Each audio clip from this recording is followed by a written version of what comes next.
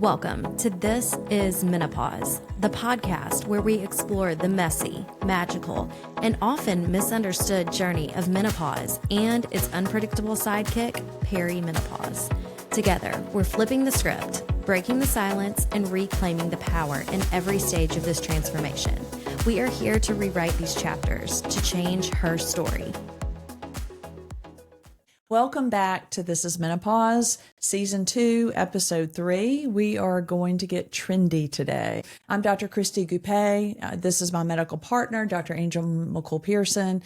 We have collectively over a half a century of experience taking care of hormonal concerns in menopausal and perimenopausal women. We're medical doctors, board certified by the American College of OBGYN. We are certified menopause specialists, and we're menopausal women ourselves. We're excited to talk about a really fun topic, and that's trends. So many women are in perimenopause and menopause going to their doctors informed with questions and concerns, and really the conversation is cut short in traditional medical offices.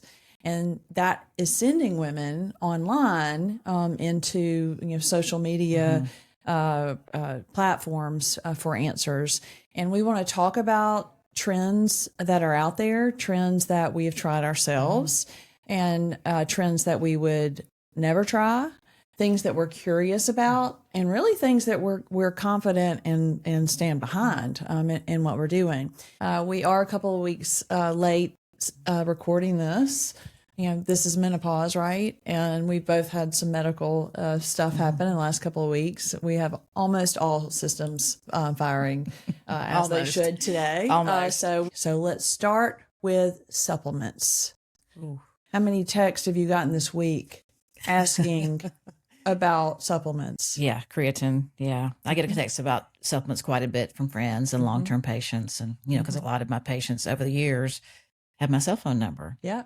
And I don't mind those texts at all, but it's interesting that there is so much information out there, and we don't know from a medical standpoint if a lot of those things really are efficacious or if they're safe. And so I remember, I don't know, what was it, 3-4 years ago when your son Matthew was going to use creatine for, because he's big into training and muscle building and bodybuilding, and you were, fearful of that. I started using creatine back in the 90s when I first started lifting weights. Wow. Yeah. But, most of our creatine comes from animal protein sources. And I did not eat a lot of animal protein back then. I was in that, back then it was eat your low fat diet, and starve yourself and do all this cardio. And so I didn't eat a lot of meats. Drink Crystal Light. And I didn't eat a lot of meats because of the fat. Yeah. And so I used creatine to try to help, maintain and build muscle back then. So, and now it's all the rage. And I've been using it probably the last, 3 or 4 years again, since I really was trying to hang on to muscle mass consistently every day. And I mix it in my shake every morning. I use a powder form, 5 milligrams. Yeah. I am much newer to the creatine conversation than you. I had fear about it. And one of my fears, I've always been a dancer, really long and lean, and has been my goal. And fear of bulking definitely steered me away for a long time from weight training. And creatine would go along with that. Just like you said, my son was in athletics, he was lifting weights, and he wanted creatine, which to me meant bulk. Yeah. Really, at this stage in our life, that is an unreasonable fear. Yeah. Now, I do creatine now and have for a year. It is 3 grams a day that I do. I sometimes dry scoop it. Oh goodness, that's impressive. I said milligrams, but you're correct. It is grams. I do 5 grams. Yes. I have tried gummies, but those give me chills. They're so tough for me to tolerate. And I believe that it has, in addition to increasing the amount of weight that I train with, improved definition as well as body composition for me. I think it has probably contributed to slimming of my waist and more definition in my legs and arms, but not bulk. Right. So I think that that's a fear that a lot of women like me have about creatine. And at this age, we're not going to create a lot of bulk, And other actually, than at our waistline. yeah, actually, yes. And actually, it is very hard for women at any age to put on bulk. Yeah. So, women were fearful of weight training many years ago, like you were, but I've always enjoyed weight training, and it is almost impossible without the use of other substances to add that much bulk. You can create definition, put some muscle mass on, but if you really want to bulk up, 95% of women can't do that without the assistance of other steroids. Yeah. I do think it's important to point out that hydration is really important with creatine. If you do not consume enough water, you really could impact your kidneys. Yeah, that's why I mix it in my shakes. Yeah. Yeah. Yeah, I don't dry scoop. Yeah. Well, I dry scoop because I drink water all day long. Yes, you do. You do. And interestingly enough, there's some indication that creatine is neuroprotective. Yes. And they've done some studies looking at treating mental illness with it, but it may appear to worsen mania in bipolar patients. So just kind of a PSA, so to speak, that some of the small studies indicate that, okay, if you have bipolar disorder or have a tendency towards mania, then that may be something you need to be careful about. So, we'll talk more later on about how not everything is safe in large amounts, even though it's a supplement. And not everything is safe for everyone, Correct. even in small amounts. Oh, yeah. So everyone is individual and has tendencies. And, creatine, as you're alluding to, it looks like it improves cognitive function. And I've recommended it to my mom and dad to improve their muscle mass.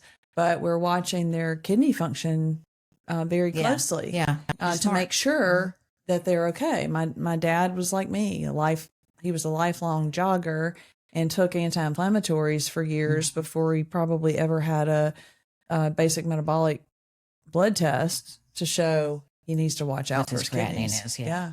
Another one of the newer supplements that's kind of trendy or very trendy right now. There's a next generation probiotic, Anchormansia.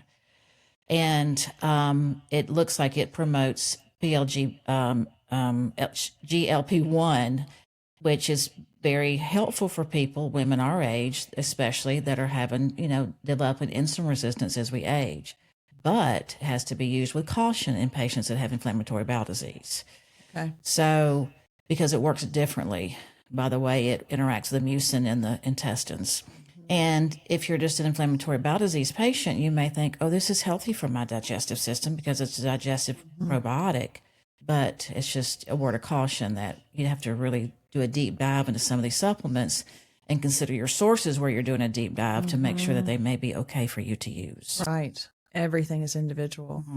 Another hot topic is NAD. Is NAD something that you are taking or have taken? So about 5 years ago, I tried an oral NAD supplement, and I didn't really continue it because I couldn't tell, a big difference with it. I think that there's a lot of, it is very trendy right now.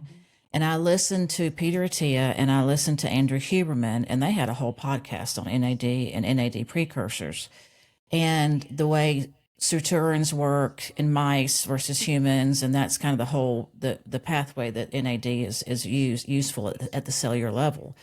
And it looks like oral NAD is really not biologically available. So you have to take a precursor, either the NM or the NMR or the NMR.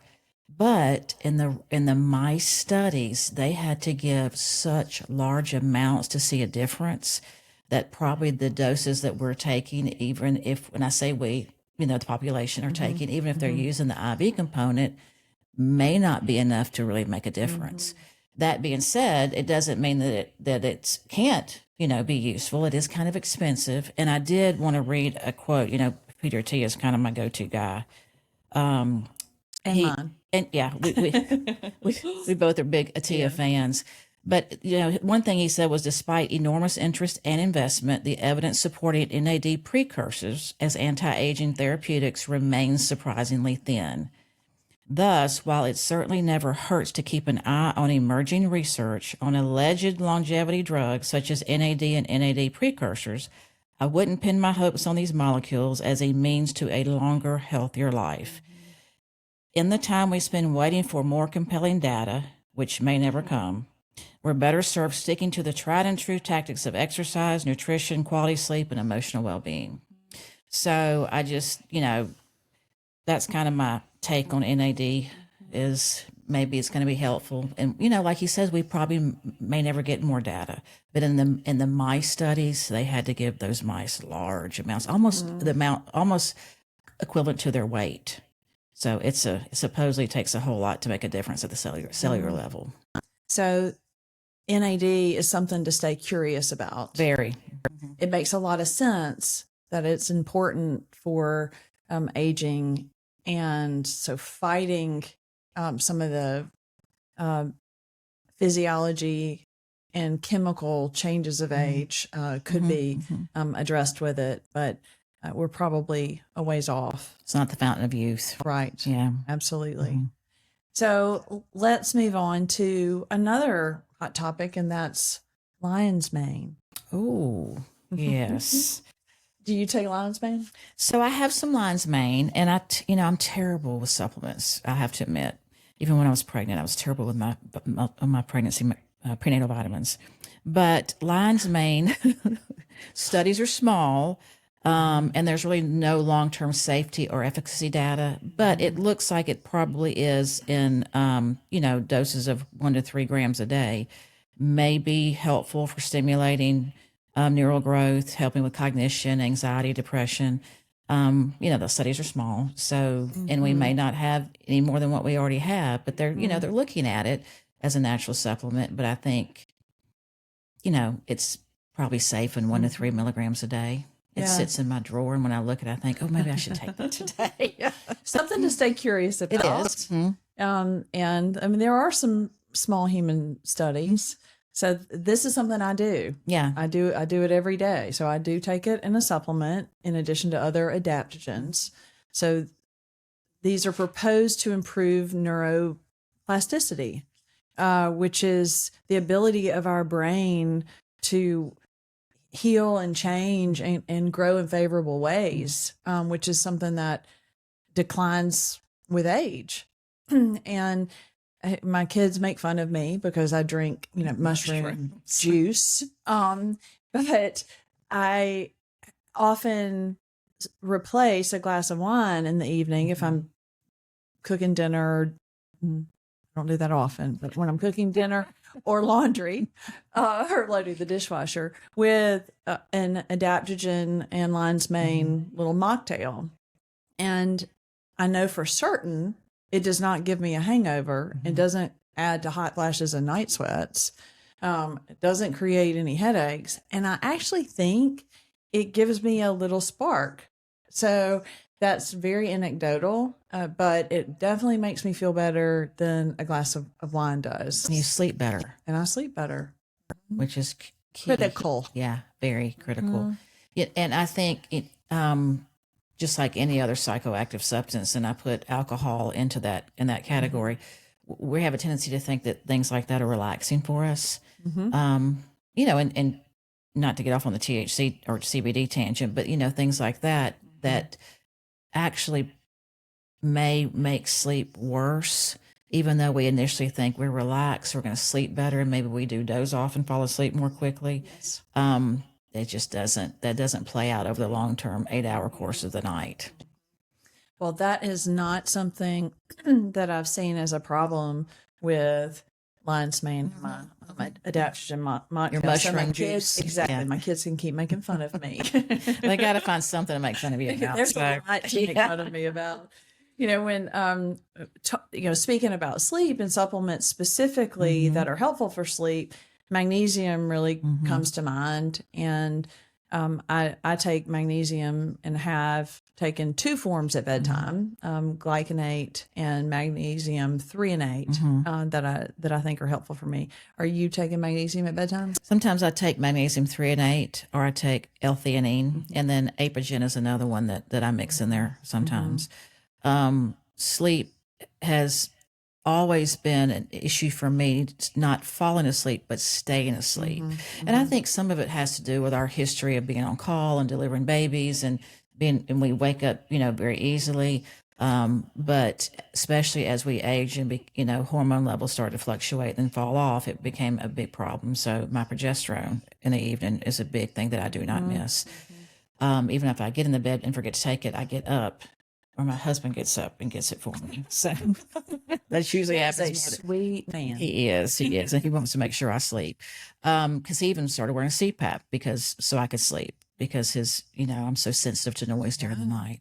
So, and I do take melatonin some. I mean, there's some mixed stuff about melatonin, melatonin, valerian root, chamomile, things like that. I try to stay away from prescription sleep aids, just because I think if I can find something that is a little bit less, I guess, sedating the next day. I've tried things in the past that the next morning I wake up and I feel like, oh my gosh, I just feel like I've metabolized things very slowly. And I think those things, even Benadryl, just seems to hang around for too long for me. So I do try to find adaptogens and things like that to kind of help keep me asleep throughout the night, along with my progesterone. Yeah. Sleep has been a chronic, lifelong, even before call. And then, the years of call and even babies exacerbated that. I did not prioritize sleep until recent years.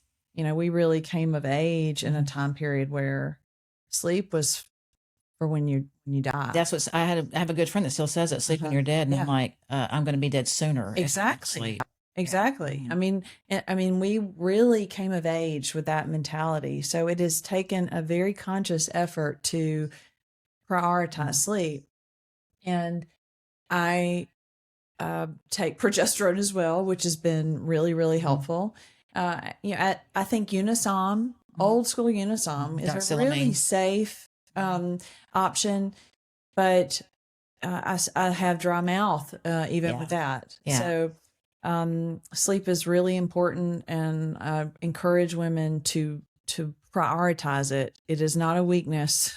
No, and especially when we're looking for longevity and the fountain of youth and the things that are gonna, make us think better during the day. Cognition's going to be better. We're going to be quicker on our feet, and our memories are going to be better. Sleep is the most key thing you can do for that. And how many patients do you have that complain to you of fatigue? And when you ask them, do you rest well at night? They say, well, no. And I say, I can't fix your fatigue until we fix your sleep. Now, I still may not be able to fix your fatigue, but before we focus on the fatigue, let's go back to the cause of fatigue. And let's drill down on why you're not resting, why you're sleeping. So, I mean, just like Peter Attia said, you can't replace nutrition and sleep and exercise and moving your body with all these things that we think are some quick fix, because it really just doesn't play out. Right. Well, I mean, speaking of exercise, specifically weight training improves sleep. It improves quality sleep. Alcohol is a saboteur. It is. Of sleep. Guided meditation, breath work may seem woo-woo, and I probably would have thought it was woo-woo. But it's not woo-woo. 20 years ago, but it works. Yes. And one of the things that I counsel my patients about is to prioritize things like sleep or decisions in their day that strengthen their parasympathetic nervous system. When you kill it in a workout, you feel like you've had this big accomplishment. When you're leaving the gym and you're all sweaty and your heart rate through the roof needs to calm down. But most women don't feel that sense of accomplishment if they have done a 2-minute guided meditation in the middle of their day.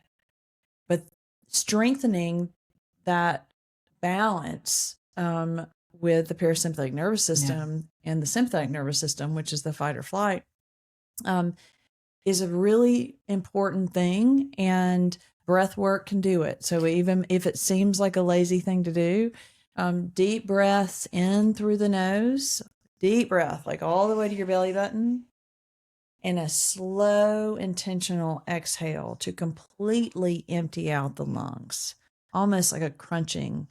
Doing that 3 times calms down the sympathetic nervous system and is a great exercise to do before bed.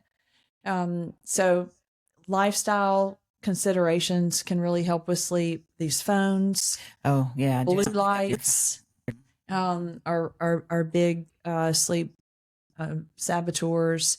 And before we move on to other sleep topics like sauna and those type of things, just I want to back up to point out the potential dangers of supplements. Oh yes. And This we is see this. important. Yeah. We literally see this in our office at least once a month, if not more than once a month, where we've got a patient who comes in, she's on some cleanse, on high doses of turmeric, and her liver function is through the roof. I take turmeric. I think that there's a good evidence that it helps with inflammation and safe amounts. in safe amounts. Like 3 milligrams per kilogram, I think is a good reasonable guide. But we've seen it elevate LFTs. Absolutely. Other things, ashwagandha, which can help with sleep and relaxation. If and high amounts can impact the liver as well. These are low hanging fruit for a perimenopausal or menopausal woman who's not feeling well, who's on social media grabbing at something to help. So be careful and really pay attention to those doses and make sure that you don't have a predisposition to something that would make that not a good choice for you. And we alluded to the fact that creatine can impact kidneys. Caffeine, a really, really high doses, can impact kidneys. And affect your sleep that night. Absolutely. And another, and not to get completely off topic, but, a lot of patients now are on stimulants. And I think they underestimate the role those stimulants can play in their sleep at night. And so when you're drilling down on why do I feel so tired, when you go back to, okay, step one is let's talk about your sleep. And I just think that those medications have been so overused in the last decade or more that we forget that, it's just like excessive caffeine drinkers. I mean, the same thing. I mean, if you don't cut your caffeine early in the day, it's going to affect your sleep. Yeah.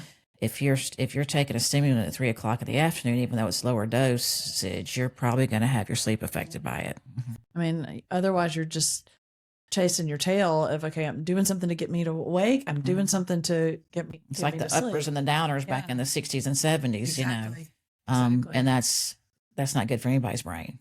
Another supplement that's low hanging fruit for hormonal symptoms is St. John's wort. Yeah.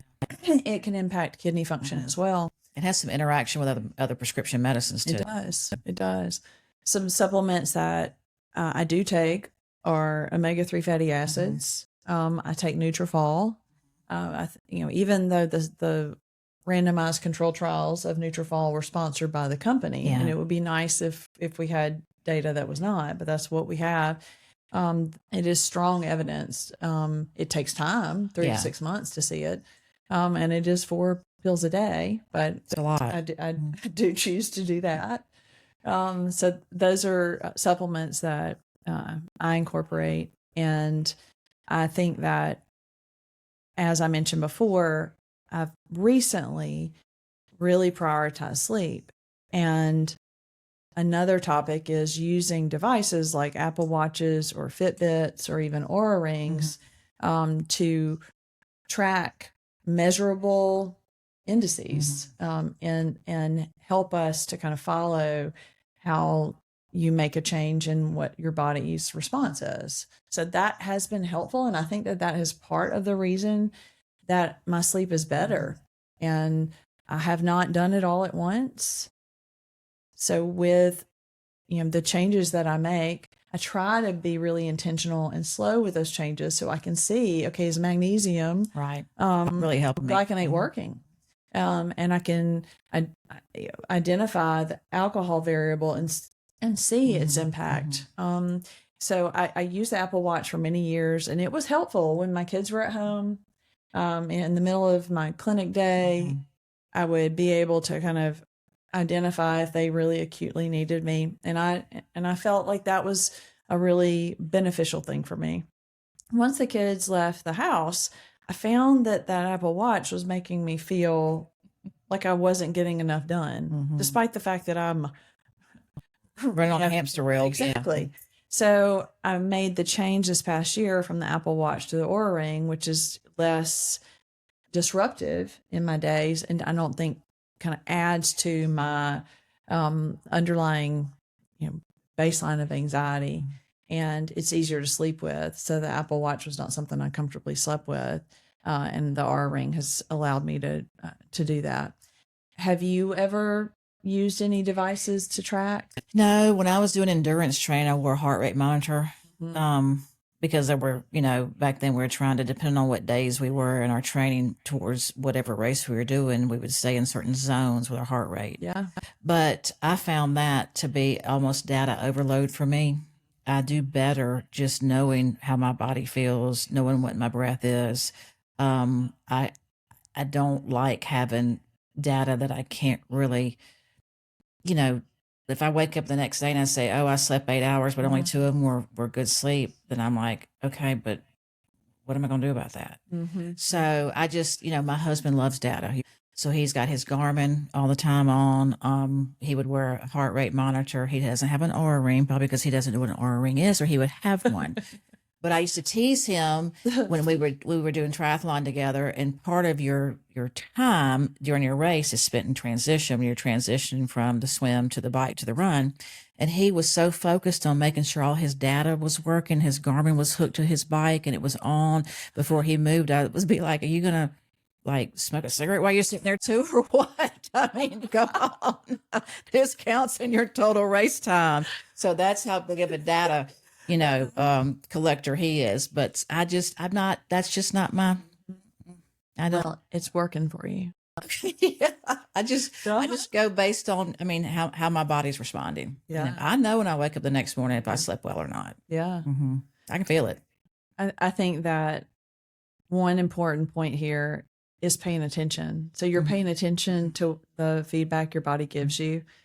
If in order to do that, you need a device, that's great. But devices can feed anxiety and OCD. Yes. And I'm an anxiety prone person, so I can speak to that from experience, and it works for me, but it is not going to work for everyone. And I do think people can become obsessive Very much so about the data. So that's something to watch out for. It's not for everybody. And in paying attention, I think that's a big important subject, because as we've said before, women are not programmed biologically to pay attention to the cues that our body is giving us. We're specifically programmed to ignore so that we can take care of our kids. Push on. Exactly. Yeah. Just keep going. So at this stage, in order to optimize how our bodies function and feel, we have got to set aside time to do just that. And I've started talking to my patients about church nights. So on Wednesdays and Sundays, setting aside some time to check in with themselves. Think about where I'm going to schedule exercise in the next couple of days. Think about meal prep and planning for the next couple of days.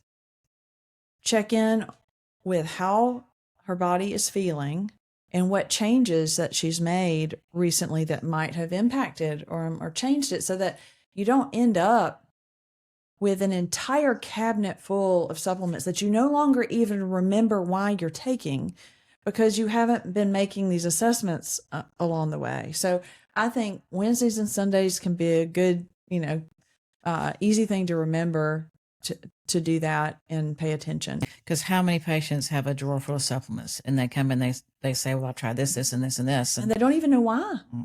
because somebody on social media told them to, or, it's the snake oil salesman. Yeah. This is the thing you need to live forever and live well and feel good. And it's just a common theme nowadays. Well, if you'll check in with yourself on Wednesdays and Sundays, think about those supplements and remind yourself why you're trying it. So that ultimately, if you determine, okay, this oral NAD is not doing anything, you don't continue to buy it. And there may be a placebo effect initially. So initially you may think, okay, this is helpful. Then when you stand it long term, then you can really decide, is this really helpful? Is it not helpful? Is it just me thinking it's helpful because I want it to be? Thank you for joining us for episode 3 of This is Menopause. We hope that today's conversation gave you some insight, a little bit of humor, encouragement, and a reminder that you are not walking in this journey alone. If you found this episode helpful, please take a moment to subscribe to the podcast and leave us a review. Doing this helps us to reach even more women who need to hear these conversations. And don't forget, please share this episode with a friend, sister, colleague, or even your mom who could use a little support and understanding through this chat. We'll be back soon with more real talk about women's health, midlife, and everything else in between. Follow us on social media at This is Menopause Podcast. And until then, continue to join us for the ride of our lives. This is Menopause.